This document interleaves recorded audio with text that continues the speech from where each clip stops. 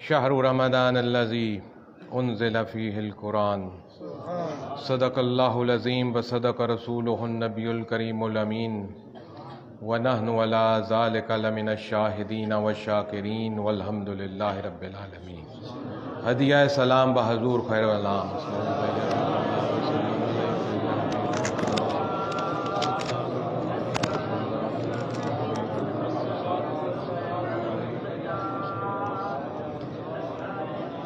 مسلمان بھائیوں اور میرے پیر بھائیوں، جیسے کہ ہم سب کے علم میں ہی ہے کہ رمضان کا مہینہ جاری ہے اور اپنی برکتیں اور رحمتیں ہم پر نچھاور کرتا ہوا گزرتا جا رہا ہے۔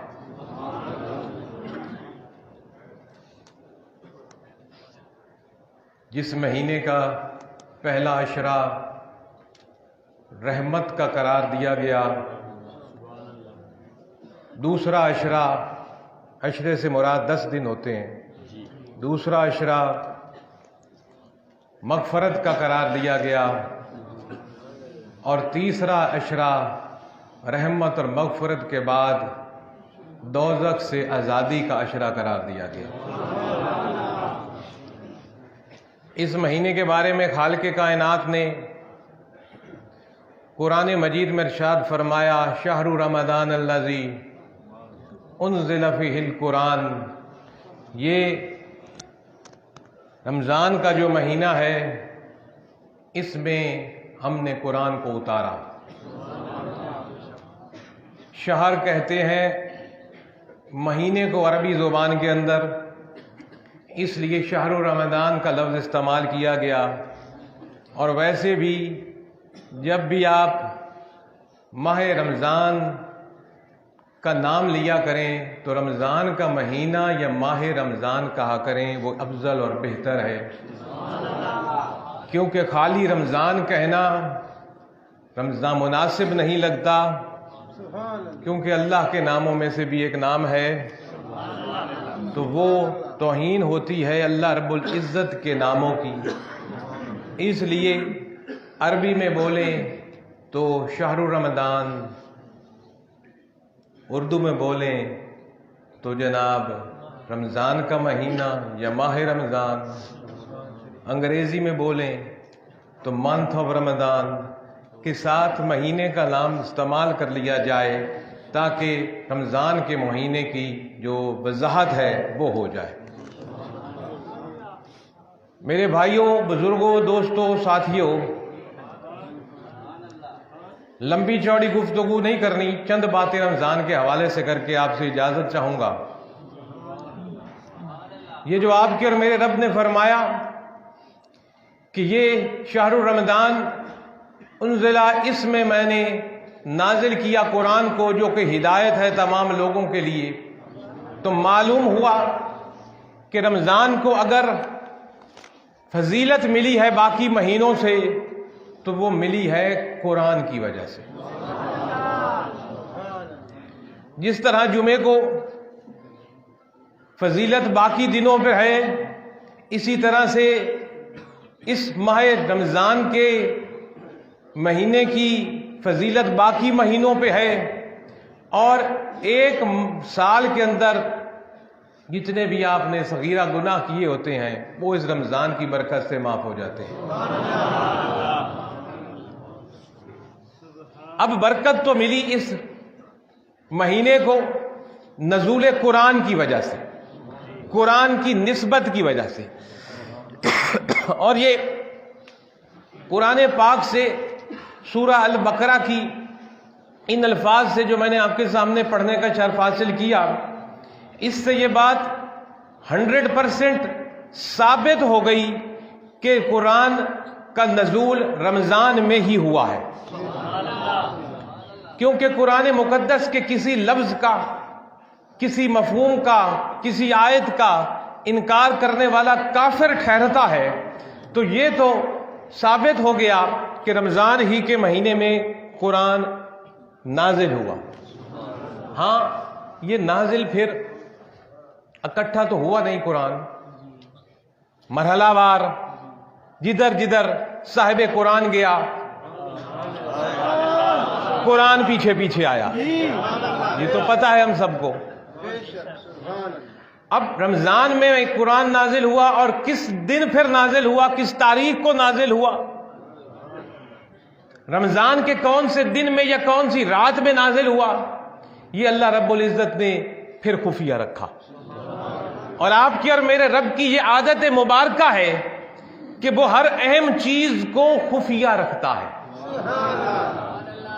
اس میں وہ حکمتیں وہ جانے کیا ہیں، جیسے کہ لیلۃ القدر، انا انزلناہ فی لیلۃ القدر، پہلے فرمایا کہ میں نے رمضان میں قرآن کو نازل کیا، آخری سپارے میں تھوڑا سا اور آگے کھولا کہ انا انزلناہ فی لیلۃ القدر، کہ میں نے اس قرآن کو قدر والی رات میں نازل کیا. اب وہ قدر والی رات کس مہینے میں ہے، کس مہینے کی کس تاریخ کو ہے، مہینہ تو پتا چل گیا جو پہلے سورہ بقرہ میں آ گیا کہ رمضان میں میں نے قرآن نازل کیا، انا انزلناہ فی لیلۃ القدر، اور رات کی کون سی رات میں نازل کیا، قدر والی رات میں نازل کیا. تو پتا چلا کہ وہ قدر والی رات، عظمت والی رات، شان والی رات، مبارک اور مقدس رات، جو کہ 1000 مہینوں سے بھی افضل ہے، وہ ہے تو رمضان ہی کے اندر. لیکن ڈھونڈنا ہم نے اس کو پورے رمضان میں ہے. آگے جی کہ آخری عشرے میں ہے کہ نہیں، آخری عشرے کی طاق راتوں میں ہے کہ نہیں، وہ احادیث موجود ہیں، مختلف راویوں سے موجود ہیں. لیکن 100% یقیناً تو قرآن نے کہا کہ ڈھونڈو پورے مہینے میں. مختلف اقوال ہیں، میں ان کی گہرائی میں نہیں جانا چاہتا، کئی اقوال ہیں کہ کون سی رات ہے وہ.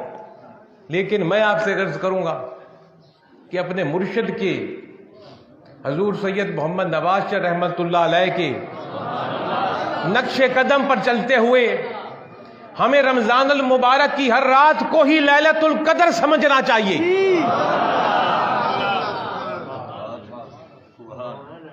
پہلی رمضان المبارک سے لے کر 29 یا 30 رمضان المبارک کی رات تک ہر رات کو لیلۃ القدر سمجھو، کسی میں تو ہوگی. ہر رات میں توبہ اور استغفار کرو، ہر رات میں قیام اللیل کرو، جتنا آسانی سے کر سکتے ہو. زیادہ کر سکتے ہو تو ماشاءاللہ کچھ تو کرو، اور دن کو روزہ رکھو تو لیلۃ القدر بھی پا جاؤ گے. اگر تو لیلۃ القدر کی پن پوائنٹ نشاندہی کر دی جاتی کہ یہ ہے وہ رات، تو اس کا نقصان ہمیں تھا. اب تو ہمیں پتہ نہیں کون سی رات ہے، کوئی بھی ہو سکتی ہے، آخری عشرے میں ہو سکتی ہے، آخری عشرے کی طاق راتوں میں ہو سکتی ہے، یا وہ چاہے تو اس سے پہلے بھی ہو جائے. اگر پن پوائنٹ کہہ دیا جاتا کہ یہ رات ہے تو پتہ چل جاتا نا یہ رات ہے، تو جو اس رات کو گناہ کرتا اس کو تو پتہ تھا لیلۃ القدر میں کر رہا ہوں، تو اس پر عذاب کتنا ہوتا. اس لیے مخفی رکھا گیا، چھپا کر رکھا گیا، گناہ گاروں پر اپنی رحمت کا اظہار کیا گیا کہ پورے مہینے یا آخری عشرے میں ڈھونڈتے رہو کون سی رات ہے. اگر پتہ چل جاتا کہ کون سی رات ہے تو عبادت کرنے والا تو کر جاتا، اور جو خطا کا پتلا اور تو اور میں ہیں، ہم سے بھی تو غلطی ہو سکتی ہے نا، غلطی ہو سکتی ہے نا. میں تو تسلیم کرتا ہوں مجھ سے خطا اور گناہ کسی وقت، کسی لمحے، کسی جگہ پر ہو سکتا ہے. اسی کی رحمت اور برکت اور مہربانی ہے کہ بچا کے رکھے. اور اگر ہم سے لیلۃ القدر میں گناہ ہو جاتا اس عظمت والی رات میں، تو جس ایک رات میں اگر عبادت 1000 مہینوں سے افضل ہے تو اس ایک رات میں کیا ہوا گناہ کہاں ہوتا. اس لیے گناہ گاروں کے لیے چھپا کر رکھا گیا، پردے میں رکھا گیا. اور حضور سید محمد نواز شاہ رحمت اللہ علیہ آپ فرماتے تھے ہر رات کو لیلۃ القدر سمجھو، تو ہر رات کو لیلۃ القدر سمجھ کے گزارو، بخشش ہی بخشش ہے۔ رمضان کا مہینہ معلوم ہو گیا کہ اس کی عظمت قرآن کی وجہ سے، لیلۃ القدر کے بارے میں معلوم ہو گیا کہ اس کی عظمت بھی قرآن کی وجہ سے۔ اب یہ سوال اٹھتا ہے کہ جب رمضان کو سارے مہینوں سے فضیلت قرآن کی وجہ سے، ساری راتوں میں سے فضیلت لیلۃ القدر کو قرآن کی وجہ سے، تو جس پر قرآن نازل ہوا صاحب القرآن کو بھی فضیلت تمہارے نبیوں اور رسولوں پر قرآن کی وجہ سے۔ اگر مہینہ افضل ہو جائے قرآن کی نسبت سے، رات افضل ہو جائے قرآن کی نسبت سے، تو اس نبی کی کیا شان ہوگی جس کو نسبت ہو گئی قرآن سے۔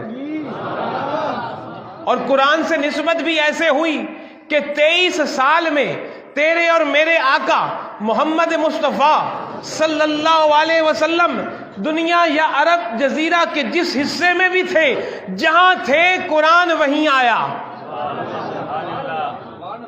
آپ غار ہیرا میں تشریف فرما تو قرآن وہاں آیا، آپ مکہ مکرمہ کی وادی میں تشریف فرما تو قرآن وہاں آیا، آپ مدینہ منورہ میں تشریف فرما تو قرآن وہاں آیا، آپ بدر کے پہاڑوں میں موجود تو قرآن وہاں آیا، آپ احد کے پہاڑ پر موجود تو قرآن وہاں آیا، آپ تبوک کی پہاڑیوں پر موجود تو قرآن وہاں آیا، آپ طائف کے پہاڑوں پر موجود تو قرآن وہاں آیا۔ جدھر جدھر تیرے اور میرے آقا چلتے گئے، رب کا کلام فرشتہ جبریل فرشتوں کا سردار قرآن لے کر وہیں وہیں آتا گیا۔ اب اس رمضان کے مہینے کو ہم نے ویسے گزارنا ہے جیسے آقا نے گزارا۔ آپ کے علم میں ہے یہ بات کہ جیسے جیسے کہ پورا کا پورا دین اسلام ایک ہی مرتبہ اللہ رب العزت نے لاگو نہیں کیا، 23 سال میں مرحلہ وار حالات کی مناسبت سے قرآن مجید کے احکامات آتے رہے اور رسول اللہ صلی اللہ علیہ وسلم لوگوں کو بیان فرماتے رہے۔ بالکل اسی طرح سے مکہ میں حضور نے جو قیام فرمایا، وہاں رمضان کی فرضیت کے احکامات نازل نہیں ہوئے۔ جب تیرے اور میرے آقا مدینہ منورہ تشریف لے گئے تو 2 ہجری میں رمضان کے احکامات نازل ہوئے۔ اور یاد رکھیے یہ میرے بھائیوں، تیرے اور میرے آقا کی زندگی میں کم و بیش 9 رمضان گزرے۔ کتنے رمضان گزرے؟ 9۔ آپ کی اور میری زندگی میں تو زیادہ گزر گئے ہیں نا۔ 2 ہجری کو رمضان کی فرضیت ہوئی اور حضور کا وصال مبارک کون سی ہجری میں؟ 11 ہجری میں۔ تو تقریباً 9 رمضان المبارک آقا کریم صلی اللہ علیہ وسلم نے اس دنیا میں گزارے اور لوگوں کو روزہ رکھ کے دکھایا،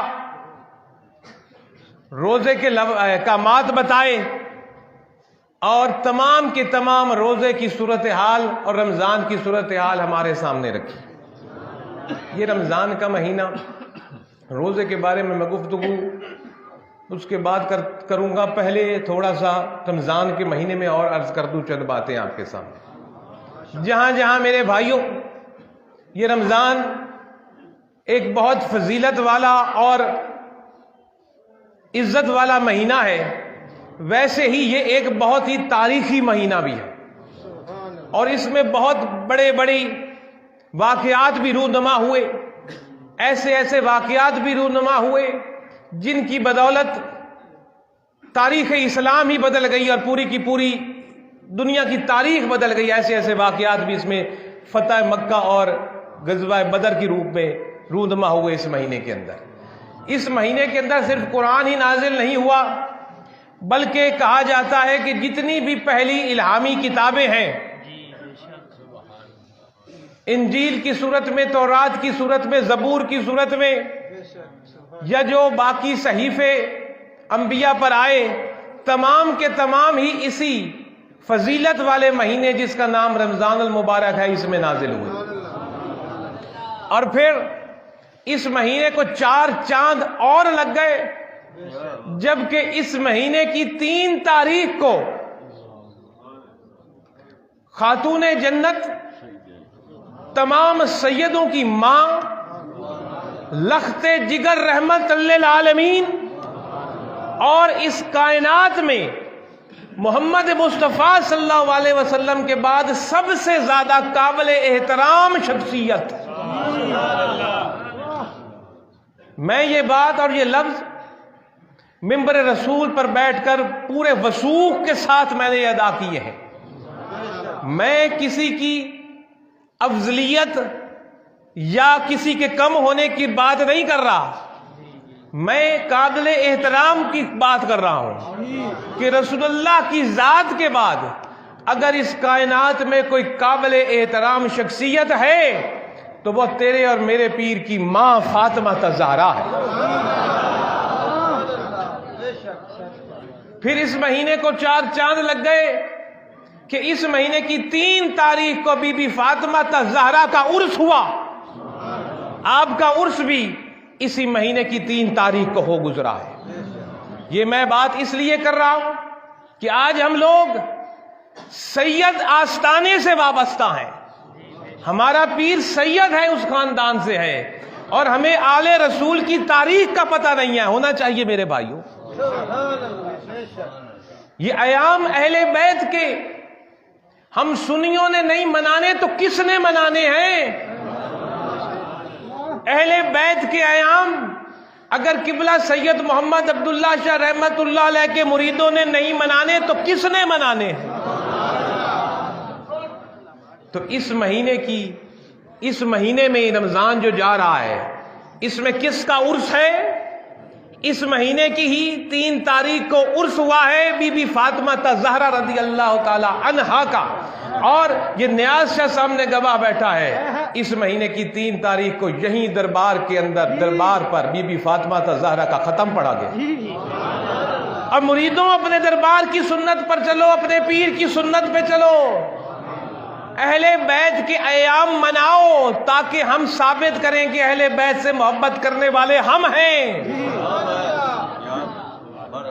صحابہ کی عظمت بھی رکھنے والے ہیں، اور اہل بیت سے حقیقی محبت بھی کرنے والے ہیں. اور اس کے بعد پھر آگے اس مہینے کو اور سنیے، ایک عظیم المرتبت عظیم الشان خاتون کا عرس گزرا 3 شب رمضان کو، اور اس کے بعد پھر 10 رمضان کو. تاریخ اوپر نیچے ہو جاتی ہے، تاریخ میں 2-4 دن آگے پیچھے ہوتے ہیں، اتنی پرانی تاریخ جو ہوئی ہے، میں اس مہینے کی بات کر رہا ہوں. اور پھر اسی مہینے کے اندر دوسرا عرس آیا بھی اہل بیت کا، اور وہ کس کا آیا؟ وہ آیا بی بی فاطمہ الزہرا رضی اللہ تعالی عنہا کی ماں کا، رسول اللہ صلی اللہ علیہ وسلم کی سب سے پہلی اور سب سے پیاری بیوی کا، اور اس کائنات میں سب سے پہلی صحابیہ کا، اور اس کائنات میں اس خاتون کا جس نے سب سے پہلے کلمہ پڑھا. یہ بی بی خدیجہ الکبریٰ، یہ وہ خاتون کہ جس نے سب سے پہلے لا الہ الا اللہ محمد رسول اللہ پڑھا. اس وقت نہ کوئی مکہ کی سرزمین پر کسی اور مرد نے کلمہ پڑھا ہوا تھا، نہ کسی خاتون نے کلمہ پڑھا ہوا تھا، نہ کسی جوان نے کلمہ پڑھا ہوا تھا، نہ کسی بچے نے کلمہ پڑھا ہوا تھا. اس دنیا مکہ کی سرزمین پر محمد مصطفیٰ کی رسالت اور اللہ کی توحید کا اقرار کرنے والی پہلی شخصیت فاطمہ الزہرا کی ماں، علی کی ساس،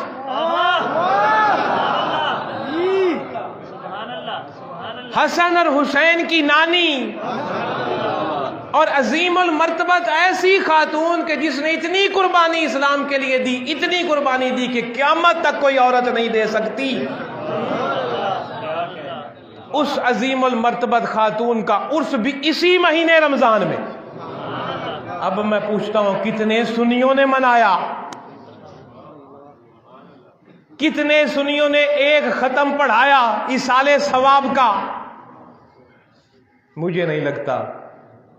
آؤ میرے بھائیوں، یہ لوگ ہمارے ہیں اور ہماری عزت اہل بیت سے ہے، ہماری شان اہل بیت سے ہے۔ میں نے عرض کیا یہ وہ خاتون ہیں، کیا میں عرض کروں ان کے بارے میں، کیا میں بیان کروں اس شخصیت کے بارے میں۔ حضور کی جب عمر 25 سال تھی، حضور نے نکاح فرمایا خدیجۃ الکبریٰ رضی اللہ تعالی عنہا سے۔ خدیجۃ الکبریٰ رضی اللہ تعالی عنہا کی عمر 40 سال تھی، اور حضور اپنی زندگی کے آخری ایام تک جب بھی بی بی خدیجۃ الکبریٰ کا نام آتا آپ کی آنکھوں سے آنسو جاری ہو جاتے تھے۔ ایک مرتبہ مذاق میں ایسے ہی بی بی عائشہ صدیقہ، وہ جو حضور کے نکاح میں آئی ہیں، ام المومنین، وہ بھی ہمارے لیے قابل احترام، آپ نے ایسے ہی مذاق میں کہا حضور آپ عرب کی اس بوڑھی کے لیے آج تک آنسو بہاتے ہیں، ایسے ہی جیسے مذاقاً بات کر دی جاتی ہے۔ حضور نے فرمایا پھر یہ مت کہنا، تمہیں پتا ہے ختیجہ نے کیا کچھ نہیں دیا اسلام کو اور مجھے، اور جب میرے پاس کچھ نہیں تھا ختیجہ نے اپنا مال دے دیا، اور جب میرے پاس گھر نہیں تھا اس نے اپنا گھر دے دیا، اپنی تجارت دے دی، قافلے دے دیے، اپنے ملازم دے دیے۔ جب سارے میرے مخالف ہو گئے اس نے مجھے دلاسا دیا۔ جب ساری برادری مجھے چھوڑ گئی، جب سارے رشتہ دار مجھے چھوڑ گئے، جب سارے دوست اور یار مجھ سے منہ پھیر گئے، ایک ختیجہ ہی تھی جس نے مجھے تسلی دی۔ اور جب میں غار ہرا سے واپس آیا خوف سے ڈرا ہوا، ایک ختیجہ ہی تھی جس نے اپنی گود میں مجھے تسلی دی، جس نے مجھے ماں جیسا پیار دیا، بیوی جیسا پیار دیا۔ ماں جیسا پیار، حضور کی کو ممتا، حضور تو اپنی ممتا کے پیار کے لیے اس دنیا میں نہیں پا سکے۔ بچپن میں حضور کی والدہ محترمہ بی بی صاحبہ پاک دامنہ اس دنیا سے تشریف لے گئیں، لیکن جو عمر کا فرق تھا یہ 25 اور 40 کا، تو خدیجۃ الکبریٰ رضی اللہ تعالی عنہا نے حضور نبی پاک صلی اللہ علیہ وسلم کو ماں جیسا پیار عطا کیا اس میں، اور شوہر کی وہ عظمت کر کے دکھائی کہ دنیا کہاں سے رہے۔ حضور نے فرمایا جب مجھے سب چھوڑ گئے وہ میرے ساتھ، جب میرے پاس کھانے کو کچھ نہیں تھا اس کا مال تھا وہ میں تھا، جب میرے پاس گھر نہیں تھا اس نے مجھے گھر دیا۔ یہاں تک حضور نے فرمایا کہ اللہ نے مجھے اولاد بھی دی تو اسی کے بطن سے دی۔ آج اگر سید اس دنیا میں چل پھر رہے ہیں تو خدیجۃ الکبریٰ کے بطن سے چل پھر رہے ہیں۔ حضور کی چاروں صاحبزادیاں حضور کے بطن سے پیدا ہوئی۔ 3 کا پہلے وصال ہوا، جو حیات رہی بی بی فاطمہ زہرا، اور جن کے بطن سے پھر آگے سارے آل رسول چلی، ان کی ابتدا تو خدیجۃ الکبریٰ ہی ہے نا۔ آج میں یہ بات افسوس سے کہوں گا کہ جتنی شان اس امت کو بی بی خدیجۃ الکبریٰ کی منانی چاہیے نہیں منائی جا رہی۔ جو خدمات اس بی بی نے اسلام کے لیے دیں، جو مصیبتیں اس بی بی نے اپنے شوہر اور عظیم رسول کے لیے برداشت کی، آج امت بی بی کو وہ خراج تحسین پیش نہیں کر رہی۔ میں نہیں سنتا کہ کوئی بڑی بڑی کانفرنسیں ہوتی ہوں آپ کی شان میں، میں نے نہیں دیکھا کہ اہل اسلام حضور کے ایصال ثواب کے لیے ختم پاک کر رہے ہوں، یا خدیجۃ الکبریٰ کی سیرت کے لیے محافلیں سجائی جا رہی ہوں۔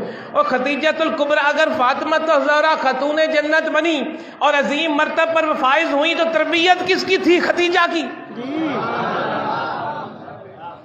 فاطمہ الزہرا نے دودھ کس کا پیا؟ فاطمہ الزہرا نے کس کے بطن میں پرورش پائی؟ فاطمہ الزہرا نے کس کی بیٹی بننا نصیب کیا اللہ نے ان کو؟ خدیجہ رضی اللہ تعالی عنہ۔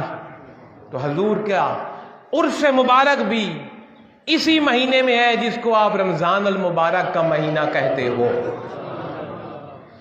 سمجھ آ رہی نا میری بات؟ اب آئے تیسرے اہل بیت سے تعلق رکھنے والی شخصیت کے بارے میں، جس کا تعلق بھی رمضان شریف سے۔ اور خالی ہم روزے رکھتے ہیں، رکھو روزے، لیکن اس کی تاریخ کو اہل بیت کی عظمت کے ساتھ ملا کر چلو۔ ابھی آج 16واں روزہ، ابھی کل جو 15واں روزہ گزرا ہے، کل بھی میلاد تھا ایک آل رسول کا، کل بھی میلاد تھا کس کا؟ کل میلاد تھا خدیجۃ الکبریٰ کے نواسے، محمد مصطفیٰ صلی اللہ علیہ وسلم کے نواسے، مولا علی کے لخت جگر، بی بی فاطمہ الزہرا کے رخت جگر، امام حسین کے بڑے بھائی اور پیر، تیرا اور میرا پیر، سیدوں کا سردار امام حسن رضی اللہ تعالی عنہ، ان کا میلاد کب گزرا؟ کل 15 تاریخ۔ کتنے سنیوں کو پتا تھا؟ چند کو۔ یہ کیا ہم کر رہے ہیں اہل بیت کے ساتھ؟ ہم محبت کے جو نعرے لگاتے ہیں اور تاریخیں یاد ہیں اہل بیت کی عظمت کے، ان ستاروں کی، ان کی پیدائشوں کی، ان کی وفات کی، ان کے عرسوں کی، ان کے میلادوں کی۔ کس کا میلاد تھا؟ امام حسن کا۔ اور پچھلے مہینے میں کس کا میلاد گزرا؟ ان کے چھوٹے بھائی امام حسین کا۔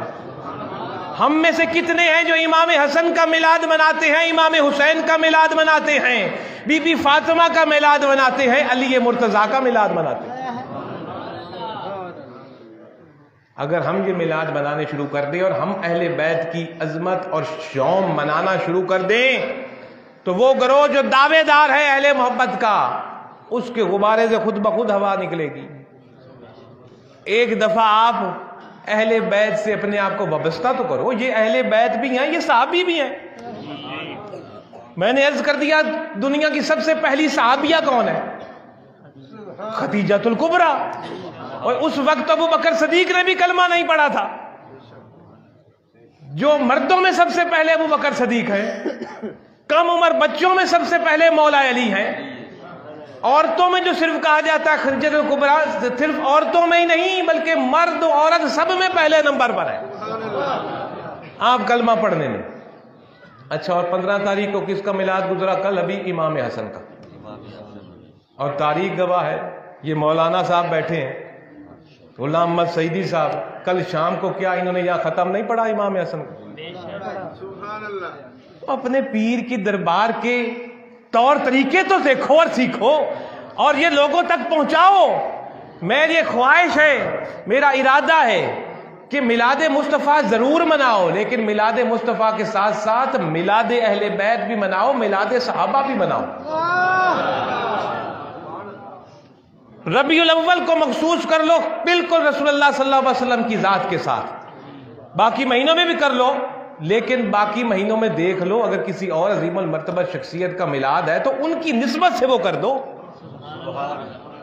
ان کی نسبت سے عرس کر دو۔ اس طرح لوگوں کو تاریخ بھی پتہ چلے گی، لوگ جڑیں گے اہل بیت کے ساتھ، لوگ جڑیں گے صحابہ کے ساتھ۔ ان کو جب تاریخ اور ایام اور دنوں کا پتہ چلے گا تو ان کے نالج میں اضافہ ہوگا اور ایک عظمت اور شان نظر آئے گی، اور ہم سنیوں سے یہ لیبل ہٹ جائے گا جو ہم پر لگا ہوا ہے۔ اچھا جناب، یہ اب امام حسن کے بارے میں تیرے اور میرے آقا نے فرمایا کہ میرا یہ بیٹا ایسا عظیم بیٹا ہے، اور ایسا عظیم بیٹا ہے میرے دوستو کہ جن لوگوں نے حضور نبی پاک کی زیارت کی تھی نا، جن کو آپ صحابہ کہتے ہو، حضور کے ساتھی، وہ حضور صلی اللہ علیہ وسلم کے بعد امام حسن کو ہی دیکھا کرتے تھے۔ اب کیوں دیکھا کرتے تھے؟ عورتوں کے لیے تو یہ بہت فضیلت تھی اس دور میں کہ وہ بی بی فاطمہ کی بھی زیارت کرتی تھیں، اور بی بی فاطمہ الزہرا کے بارے میں رضی اللہ تعالی عنہا کے بارے میں تاریخ میں آتا ہے کہ آپ بالکل حضور صلی اللہ علیہ وسلم کے مشابہ تھے، کہ بی بی فاطمہ الزہرا کی شکل، ان کے گفتگو کرنے کا طریقہ، ان کے بیٹھنے کا طریقہ، ان کے چلنے کا طریقہ، ان کے کلام کرنے کا طریقہ، کھانے اور پینے کی انداز، آپ کا لوگوں سے رکھ رکھاؤ بی بی فاطمہ کا کہا جاتا ہے بالکل ایسے تھا جیسے کہ رسول خدا صلی اللہ علیہ وسلم کہ اپنے باپ سے اس قدر مشابہت تھی، لیکن وہ صرف عورتوں کے لیے ظاہر تھی۔ تو مردوں میں تیرے اور میرے نبی کے ساتھ مشابہت امام حسن کی تھی، سر سے لے کر ناف تک امام حسن عین رسول خدا صلی اللہ علیہ وسلم کی تصویر تھی۔ آپ کا بولنا، چلنا، پھرنا، کلام کرنے کا طریقہ، آپ کا بولنے کا انداز عین رسول پاک کے مشابہ ہوا کرتا تھا۔ اور جب لوگوں کو رسول پاک کی یاد تڑپاتی تو امام حسن کی زیارت کر لیتے، چہرہ دیکھ لیتے تھے۔ تو یہ ہے وہ امام حسن۔ حضور نے فرمایا دو میری امت کے لڑتے ہوئے گروہوں میں یہ صلح کروا دے گا، اور وہ صلح ہوئی۔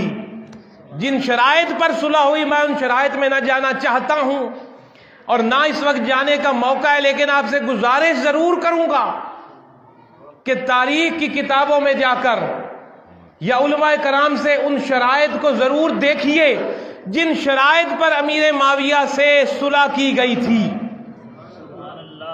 کن شرائط کو سامنے رکھ کے صلح کی گئی تھی اور کس نے ان شرائط اور اس معاہدے کو توڑا تھا جس کی وجہ سے کربلا رونما ہوا۔ اگر اس کو ہم تاریخ کے حوالے سے دیکھیں تو اندازہ ہو جائے گا کون حق پہ تھا اور یزید کہاں تھا۔ میں اس کی تفسیر میں نہیں جانا چاہتا، آپ نے صلح کروائی، بس اتنا میں کہہ دوں آپ سے، میں اور آپ ہماری نسبت ایک اہل بیت پیر سے، ایک ایسی شخص پہ ہم نے بیعت کی ہوئی ہے جو سید زادہ ہے۔ ہماری وہاں صلح ہے جہاں اہل بیت نے صلح کر دی، یعنی حضرت معاویہ کے بارے میں۔ ہماری وہاں صلح ہے جہاں اہل بیت نے صلح کر لی، اور ہماری وہاں لڑائی ہے جہاں اہل بیت نے لڑائی لڑی یزید کے ساتھ۔ لیکن ان شرائط کو ضرور دیکھیے آپ لوگ گھروں میں جا کر جن شرائط پر صلح ہوئی تھی۔ یہ ہے وہ امام حسن کی شخصیت۔ آپ کی شہادت ہوئی یا وصال ہوا، آپ کو زہر دیا گیا یا طبی موت آئی، اس کے بارے میں اختلاف ہے، ہم اس میں نہیں جاتے۔ میں صرف عرض کروں گا کہ آپ کا یوم میلاد کل گزرا، اور اب اس کے بعد پھر ایک اور اہل بیت کی عظیم المرتبت شخصیت، تمام ولیوں کی سردار اور رسول اللہ صلی اللہ علیہ وسلم کی علوم کی وارث، اگر ابو بکر صدیق رضی اللہ تعالی عنہ خلیفہ رسول ہیں لیکن علوم کے وارث رسول کوئی اور ہے۔ خلیفہ رسول ابو بکر صدیق رضی اللہ تعالی عنہ ہمارے سر آنکھوں پہ، سبحان اللہ، لیکن وہ علوم جو تیرے اور میرے نبی کے ہیں اس علوم کا وارث باب العلم، ولیوں کا سردار، سیدوں کا باپ، اور وہ مولا جس کو کہ خالق کائنات کے سب سے عظیم المرتبت نبی محمد کریم صلی اللہ علیہ وسلم نے مولا کا لقب دیا اور فرمایا جس کا میں مولا اس کا علی مولا۔ اب حضور باب العلم مولا علی رضی اللہ تعالی عنہ یا کرم اللہ وجہ الکریم، آپ کا عرس مبارک بھی اسی رمضان کے مہینے میں۔ کس مہینے میں؟ رمضان کے مہینے میں۔ بی بی فاطمہ زہرا کا عرس رمضان میں، خدیجۃ الکبریٰ رضی اللہ تعالی عنہا کا عرس مبارک رمضان میں، سیدنا امام حسن کا میلاد مبارک رمضان میں، اور مولا علی شیر خدا، داماد رسول، بھائی رسول۔ میرے پاس وہ زبان اور وہ القابات نہیں ہیں جو اس شخصیت کے بارے میں استعمال کیے جائیں۔ ہمارا علم ختم ہے، ہماری پہنچ ختم ہے، لیکن علی کے قدموں تک کوئی نہیں پہنچ سکتا۔ علی کے پاس وہ علم ہے جو قدموں تک کوئی نہیں پہنچ سکتا۔ علی رضی اللہ تعالیٰ عنہ کے پاس علم نہ ہوتا، ابو بکر صدیق مشورہ کیوں نہ فرماتے؟ مشیر ابو بکر صدیق علی، مشیر عمر فاروق علی، مشیر عثمان غنی علی، مشیر صحابہ علی، چیف جسٹس علی، شریعت کے فیصلے دینے والے ابو بکر صدیق کے دور خلافت میں علی، شریعت کے فیصلے دینے والے عمر فاروق کے دور میں علی، شریعت کے فیصلے دینے والے عثمان غنی کے دور میں علی۔ یہ باب العلم، اگر کسی نے رسول پاک کے علم تک پہنچنا ہے، رسول پاک کے نور تک پہنچنا ہے، تو علی کا باب کھولنا پڑے گا۔ علی کا باب تب کھلے گا جب علی کی محبت تیرے دل میں آئے گی۔ علی کی محبت آئے گی تو تیرا ایمان کامل ہوگا، علی کی محبت آئے گی تو صحابہ کی محبت آئے گی، علی کی محبت آئے گی تو اہل بیت کی محبت آئے گی، علی کی محبت آئے گی تو قرآن سمجھو گے، علی کی محبت آئے گی تو مصطفیٰ کریم کو سمجھو گے۔ حضور مولا علی کرم اللہ وجہ الکریم رضی اللہ تعالی عنہ، آپ کا عرس مبارک بھی اسی مہینے کی 21/22 کو ہے۔ آپ کو شہید کیا گیا، عظیم بڑی سازش کے تحت شہید کیا گیا، بلکہ ایک بڑی زبردست قسم کی سازش کو تیار کیا گیا، اور صرف حضرت علی ہی نہیں بلکہ آپ کے ساتھ کئی اور لوگوں کو بھی اس سازش کے تحت شہید کیا جانا تھا، جن میں اور بھی قابل احترام شخصیات تھیں، لیکن ان پر قاتلانہ حملے ہوئے، وہ بچے، لیکن حضور پر جو قاتلانہ حملہ ہوا وہ کامیاب ہوا، اور آپ جب شہادت کے قریب تھے تو آپ نے اپنے قاتل کو بلایا اپنے پاس زخمی حالت میں۔ یہ اہل بیت کی کردار تو دیکھو، اور ان کی محبت تو دیکھو۔ اگر بی بی فاطمہ زہرا کو دیکھا جائے تو آج بیٹیاں اپنے باپ سے وراثت میں حصہ لیتی ہیں، حق مہر بڑے بڑے لکھے جاتے ہیں دولتوں کی صورت میں، جاگیروں کی صورت میں، لیکن وہ بیٹی تو دیکھو جس نے حق مہر میں اپنے بابا سے امت کی بخشش مانگی، اور جس وقت ان کا یوم وصال قریب آیا تو حضرت علی کو اپنے پاس بلا کر معافی مانگی کہ بشریت کے روپ میں اگر بحیثیت بیوی مجھ سے کوئی کوتاہی ہو گئی ہے یا آپ کے احترام میں میں کوئی بدتمیزی کر بیٹھی ہوں تو میں اس کی معافی مانگتی ہوں۔ یہ عورتوں کے لیے مشغل راہ ہے۔ حضرت بی بی فاطمہ زہرا کے یہ الفاظ جو انہوں نے اس دنیا سے جانے سے پہلے اپنے شوہر سے کہے، اور جب حضرت علی نے اپنے قاتل کو بلایا اور اس سے فرمایا کہ بھائی ابھی میں زندہ ہوں، اور اگر جب میں مر گیا تو میرے بعد انہوں نے تمہیں چھوڑنا نہیں ہے، اور میرے قتل کے بدلے میں تم قتل کیے جاؤ گے، لہذا میں ابھی زندہ ہوں، تم بھاگ جاؤ، تم بھاگ جاؤ، میں نے تمہیں معاف کیا۔ اوے علی کے نعرے لگانے والوں، ہمیں ذرا سی کوئی بات کر دے، ہم سے معافی نہیں دپتی اپنے دوسرے پیر بھائی کو یا پیر بہن کو، ہم سے معافی نہیں دی جاتی اپنے دوسرے مسلمان بھائی کو، اور نعرے غلامی کے دعوے کرتے ہیں اہل بیت کے۔ اور اہل بیت جیسا کردار تو کہیں سے دکھاؤ، ان جیسی عظمت تو کہیں سے لے کر آؤ۔ فرما رہے ہیں میں نے معاف کیا تجھے، میں زندہ ہوں، چلا جاؤ، اور شربت پیش کیا۔ اپنے بیٹوں کو کہا کہ بیٹا اس کو پہلے شربت تو پلاؤ نا۔ شربت کا پیالہ جب اس قاتل کو پیش کیا گیا، اس نے پینے سے بدبخت نے انکار کر دیا،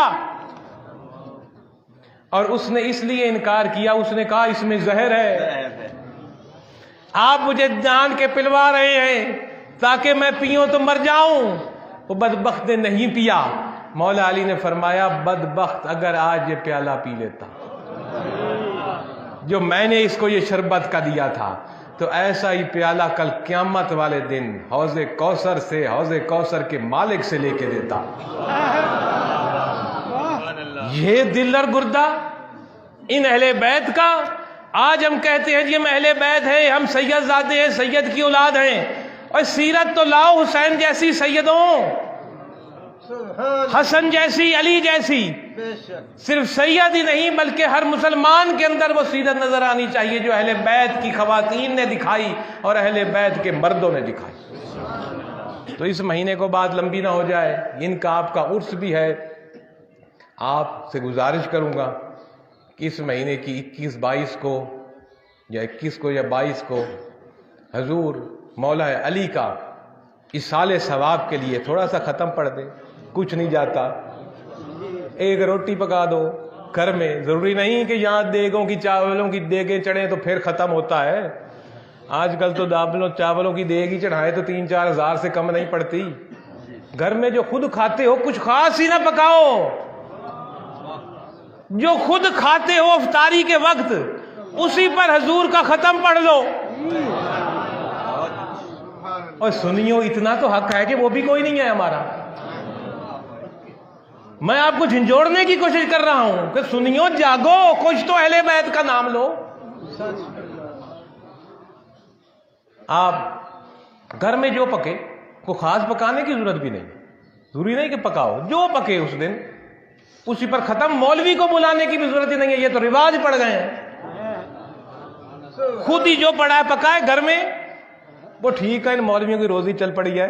اگر ہر بندہ ہی مولوی بن جائے تو انہوں نے کھانا کہاں سے ہے پھر, تو اللہ وہ بھی چلائے رکھے. میں یہ کہنے کا مقصد ہے کہ ضروری نہیں ہے کہ تمام کیا جائے, جناب مجلس سجائی جائے, دیگیں چڑھائی جائے, مولوی آئے, لمبا چوڑا ختم ایک پڑھے, اس کے بعد درود تاج پڑھے, پھر دعا مانگے. یہ کوئی لوازمات, یہ کوئی ضروری نہیں ہے کسی کی اصال ثواب کے لیے. آپ خود ہی گھر میں جو پکا ہے یا نہیں بھی کوئی پکا تو پھر بھی اصال ثواب ہو جائے گا. قرآن کے چند لفظ جو آپ کو آتے ہیں پڑھ لو. یہ ممبر رسول پر رسول سے میں بات کر رہا ہوں. میں اعوذ باللہ پڑھ کے, بسم اللہ پڑھ کے, قرآن کے جو لفظ آتے ہیں, قل واللہ تو آتی ہی ہے نا. وہ تو جس کو نماز نہیں آتی وہ شاید وہ بھی کوئی ہو, اللہ اس کو بھی ہدایت دے. بسم اللہ پڑھ کے قرآن کے جتنے لفظ آتے ہیں پڑھ کے اس کے بعد درود پڑھ لو. درود شریف تو آتا ہے نا, درود پڑھ لو اور اس کو جناب توفتاً برکتاً پیش کر دو. مولا علی کی خدمت میں ختم ہو گئے. یہی ختم ہے دین اسلام میں. تو آخری بات کہ ان کے ایام دن رمضان میں گزرے, اور اس کے ساتھ ساتھ بدر کا عظیم مارکہ 17 رمضان کو ہوا, جو کہ کل ہے 17 رمضان. وہ بدر کی لڑائی جس میں کہ اسلام اور کفر نے الگ الگ راہیں کھینچ لیں. 313 کا لشکر اپنے سے زیادہ تعداد میں بھی اسلحے میں بھی ان کو شکست دے گیا. پوری رات تیرے اور میرے نبی 16 کی رات کو سجدے میں رہے, یہی کہ اے اللہ یہ مٹھی بھر جو 300 تیرے سامنے ہیں, اگر آج یہ مٹ گئے تو قیامت تک تیرا نام لینے والا دنیا میں نہیں رہنا, اور اگر آج یہ فاتح ہوئے تو پھر دیکھیں کس طرح اسلام بڑھتا سے بڑھتا چلا گیا. اور اس کی بشارت اللہ نے دے بھی دی تھی پہلے. فتح خیس کی بدر کی فتح کی بشارت اللہ کے رسول کو اللہ نے عطا کر دی تھی. یہ ہوا کچھ اس طرح تھا کہ قافلہ چلا تھا 1000 اونٹوں کا, ابی سفیان کے زیر اثر. اس کا تھا 1000 اونٹ تھے, اس پر مال تجارت لدا ہوا تھا, بہت بڑا مال تھا. یہ خبر پھیلا دی گئی کہ اس قافلے کو محمد اور ان کے ساتھیوں نے لوٹ لیا ہے. تو مکہ کے جو سردار تھے انہوں نے کہا اس کا بدلہ لیں گے ہم. تو ابو جہل اور لہب اور وہ ایک فوج تیار کر کے نکلے لڑائی کے لیے, لیکن یہ سب غلط تھا.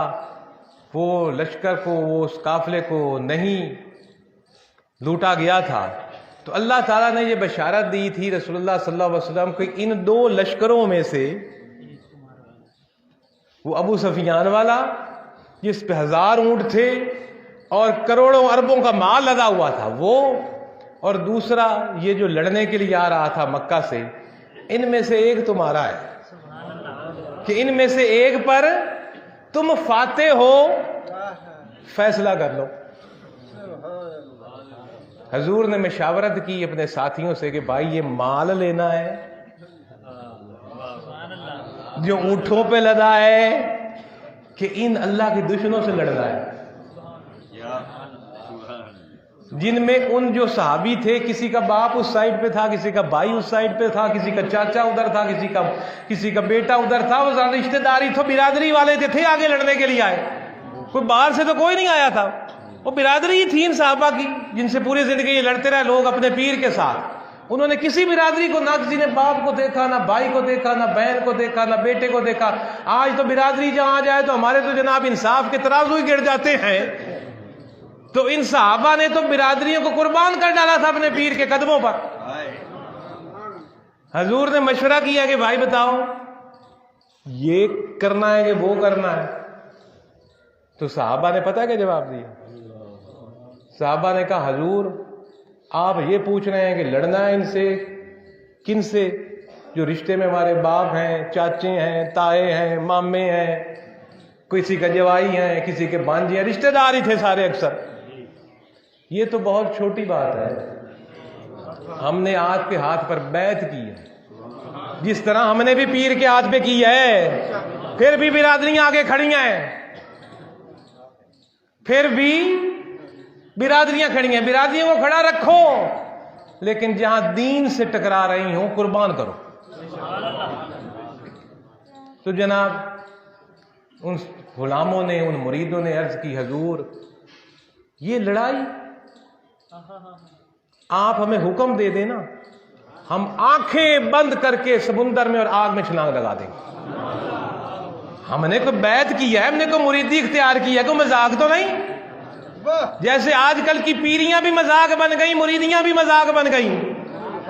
پیروں کا کام تھا دین سکھانا، وہ بھی اکثر اس سے قاصر، اور مریدوں کا کام تھا کہ پیر سے آ کر دین سیکھنا، وہ بھی اس سے قاصر۔ یہ حقیقی پیری مریدی کی میں بات کر رہا ہوں۔ جنگ بدر بھی اسی رمضان میں ہوئی، اور پھر ایک آخری عظیم المرتبت فتح مکہ کا عظیم کارنامہ بھی اسی مہینے کی 18 تاریخ کو ہوا۔ وہ شہر جس سے کہ ایک ایک صحابی چھپ چھپ کے بھاگا، وہ شہر جس سے کہ رات کی تنہائی میں تیرے اور میرے آقا بھی چھپ کر نکلنے پر مجبور ہوئے غار یار کے ساتھ، اور آپ نے غار میں جا کے پناہ لی، وہاں کئی دن چھپے رہے، اور پھر آخر اصل رستہ اور سڑک چھوڑ کر پہاڑوں کے رستے سے، نئے رستے سے مدینہ گئے کہ پیچھے سے تعاقب ہو کر ہمیں پکڑا نہ جائے، اور آپ کو پکڑنے کے لیے 100 سرخ اونٹوں کا انعام رکھا گیا کہ جو محمد کو پکڑ کے لائے گا صلی اللہ علیہ وسلم اس کو 100 سرخ اونٹ دیے جائیں گے، ایسے ایسے انعام رکھے گئے۔ اور وہ شہر اس حالت میں چھوڑ چھاڑ کر تیرے اور میرے آقا اور آپ کے ساتھی مدینہ جانے پر مجبور ہوئے، اور پھر چند سال کے بعد اسی شہر میں ایک فاتح بادشاہ کے روپ میں آئے، فاتح بادشاہ کے روپ میں آئے۔ وہ مکہ کی فتح بھی اسی مہینے میں ہوئی۔ مکہ کا فتح ہمیں یہ سکھاتا ہے کہ جب آپ کو اللہ عزت دے تو آپ نے کیسا رویہ اختیار کرنا ہے، جب آپ کو اللہ بادشاہی دے تو آپ نے کیسا بننا ہے، جب آپ کو اللہ عظیم فاتح جرنیل بنائے تو کیسا بننا ہے۔ آؤ فتح مکہ کے دن دیکھو تیرے اور میرے آقا نے جو کردار اختیار کیا، وہی ہم مسلمان کا طاقت میں ہونا چاہیے۔ لیکن ہم میں تو جب طاقت ملے، اقتدار ملے، کرسی ملے، ہم دوسرے کو انسان نہیں سمجھتے۔ تیرے اور میرے آقا جب مکہ میں بحیثیت ایک فاتح بادشاہ اور جرنیل کے داخل ہوئے، تاریخ میں لکھا ہے آپ کی گردن مبارک جھکی ہوئی تھی، آپ کا ماتھا مبارک اونٹ کی پشت پر لگ رہا تھا، آپ کی آنکھوں سے آنسو جاری تھے اور آپ اللہ کا شکر ادا کر رہے تھے کہ اے اللہ تیرا شکر، تو نے آج اپنے بندے سے کیا ہوا وعدہ پورا کیا، اور جس ذلت کے ساتھ ہم اس شہر سے نکلنے پر مجبور ہوئے، آج تم نے ہمیں کتنی عزت سے نوازا اس محمد صلی اللہ علیہ وسلم کو کہ اس عزت کے ساتھ ہم اس شہر میں داخل ہو رہے ہیں۔ آپ کی زبان پہ یہ تھا، اور آپ کے ہونٹ پر آپ کے پیچھے ایک چھوٹا سا بچہ بیٹھا تھا۔ وہ بچہ نہ حسن تھا، نہ وہ بچہ حسین تھا، نہ وہ بچہ کوئی اور آپ کا قریبی رشتہ دار تھا، وہ ایک غلام کا بیٹا غلام تھا۔ تو تیرے اور میرے نبی نے درس دیا کہ جب فاتح کے طور پر بادشاہ کسی ملک میں بھی داخل ہو تو اس وقت بھی غلاموں کے حقوق کو نہیں بھولنا۔ آپ مکہ میں فاتح داخل ہوئے، آپ نے کعبہ کے پاس پہنچے، آپ نے کعبے کا دروازہ کھلوایا۔ وہ شخص جو آپ کو چابی تک نہیں دیتا تھا دروازے کی، آپ پر اوجھڑیاں ڈال دی جاتی تھیں۔ جب آپ کعبہ میں آ کر نماز کے لیے کھڑے ہوتے اور آپ سجدے میں جاتے، جب آپ سجدے میں جاتے تو جانوروں کی گندی اوجھڑیاں تیرے اور میرے نبی کے اوپر پھینک دی جاتی تھی۔ آج ہم پر کوئی اوجھڑی پھینکتا ہے پھر بھی نہیں جھکتے اللہ کے آگے، نعرے ہیں رسول کی غلامی کے۔ تو جناب اوجھڑی پھینک دی جاتی، بی بی فاطمہ زہرا اور باقی بھاگتے اور وہ گند اتارتے اور کہتے کیا اس بندے نے تمہیں کیا کہا ہے جس پہ زیادہ ظلم کر رہے ہو؟ صرف وہ کہتا ہے ایک اللہ، اور تو کوئی جرم نہیں ہے۔ آپ پر اوجھڑیاں پھینک دی جاتی۔ جب آپ بحیثیت فاتح اس کعبے میں داخل ہوئے، وہ بندہ تھر تھر کانپ رہا تھا جس کے ہاتھ میں کعبے کی چابی تھی۔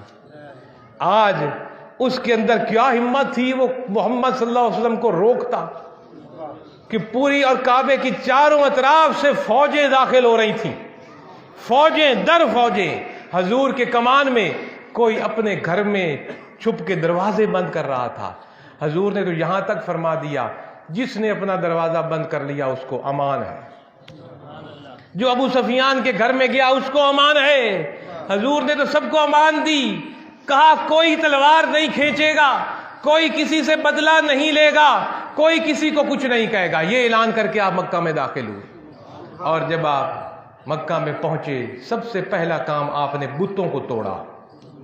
بتوں کو توڑ توڑ کر آپ نے کعبہ سے باہر پھینکا۔ 313 بت تھے شاید غالباً، باہر پھینکا گیا۔ ہر بت باہر گرنے پر اللہ اکبر کی صدا بلند ہوتی تھی۔ تو کعبہ آج ایک رب کا گھر آج بنا تھا، پہلے تو کئی 100 بتوں کی عماد گاہ تھا۔ باہر پھینکا، اور جو سب سے بڑا بت تھا جب اس کی باری آئی حضور نے فرمایا بلاؤ علی کو، علی میرے کندھوں پر چڑھو اور اس بت کو توڑو۔ وہ توڑا گیا، باہر پھینکا گیا۔ اس کے بعد حضور نے باہر آ کر فرمایا اے لوگوں، آج تم مجھ سے کیا امید رکھتے ہو؟ جو سر جھکائے کھڑے تھے، حضور کے ایک اشارے پر ان کی گردنیں تن سے جدا ہو جانی تھیں۔ ننگی تلواریں لیے فوج موجود تھی، کسی کی ہمت نہیں تھی کہ کچھ آگے سے ہل سکتا جل سکتا۔ حضور نے فرمایا لوگوں تم مجھ سے کیا امید رکھتے ہو؟ اور آئے آپ لوگوں بھی میری بات سنو، ہم سے بھی جب کوئی معافی مانگے تو معاف کر دیا کرو، دلوں میں گھنٹیاں مت رکھا کرو۔ کل قیامت کے دن میرے سمیت ہم سب نے کسی سے معافی مانگنی۔ تو لوگوں نے آگے سے جواب دیا اے محمد صلی اللہ علیہ وسلم، آپ شریف اور نیک باپ کے شریف بیٹے ہیں، ہم آپ سے اچھے کی امید رکھتے ہیں۔ یہ نہیں کہ انہوں نے ڈر سے کہا کہ شریف باپ کے بیٹے ہیں، کہ حضور کا خاندان ہی بہت بڑا تھا شرافت میں، بنو ہاشم کا خاندان، قریش عرب کا سب سے بڑا خاندان تھا جس میں حضور کی پیدائش ہوئی تھی۔ تو آپ بڑے خاندان کے چرپ و چراغ ہیں، ہمیں آپ سے اچھی کی امید ہے۔ حضور نے ایک لفظ فرمایا، حضور نے فرمایا، اور حضور نے یہ وہ لفظ فرمایا کہ اس کو سن کر وہ سارے لوگ کلمہ پڑھ گئے جو کہ چاند کو 2 ٹکڑے ہوتے دیکھ کر بھی کلمہ جنہوں نے نہیں پڑھا، کہتے تھے جادو ہے۔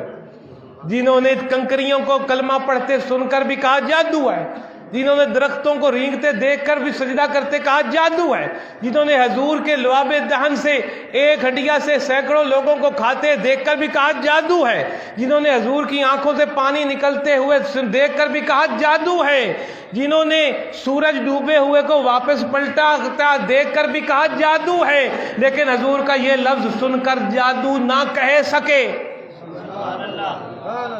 حضور نے فرمایا جاؤ میں نے سب کو معاف کیا، اور صرف اس دنیا میں ہی نہیں کیا، قیامت کے دن بھی کیا۔ یہ وہ لفظ تھا جو جادوگر نہیں کہہ سکتا تھا، یہ وہ کہہ سکتا تھا جو اللہ کا رسول ہو اور رحمت للعالمین ہو۔ یہ لفظ سن کر ان لوگوں نے کلمے پڑھے۔ آؤ میرے دوستو، یہ رمضان کا مہینہ ہمیں روزوں کے ساتھ ساتھ اور بہت سی تاریخیں یاد دلاتا ہے اور ہمارے ایمان کو تازہ کرتا ہے۔ اللہ رب العزت اس مہینے کو ہماری بخشش کا ذریعہ بنائے۔ اور روزے کے متعلق چند گزارشات، اگر زندگی اور صحت نے ساتھ دیا اور اللہ نے توفیق دی تو آئندہ بیان کرنے کی کوشش کروں گا۔ اللہ رب العزت ہم سب کا حامی ناصر ہو۔ وآخر دعوانا الحمدللہ رب العالمین۔